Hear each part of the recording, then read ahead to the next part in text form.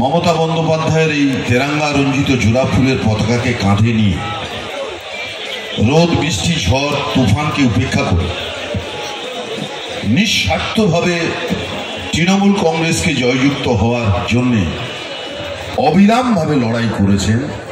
আমি মনে করি দলে আপনারা আছেন বলেই আপনাদের মঞ্চে হাতে মাইক শোভা পাচ্ছে। আপনারা না থাকলে আমাদের বাজারে 2 পয়সা দাম থাকতো না।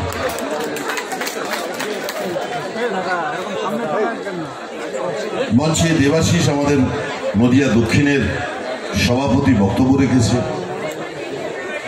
এখানে সঞ্চালনা সভার সভাপতি করছেন, সভাপতিত্ব শ্যামল রায়।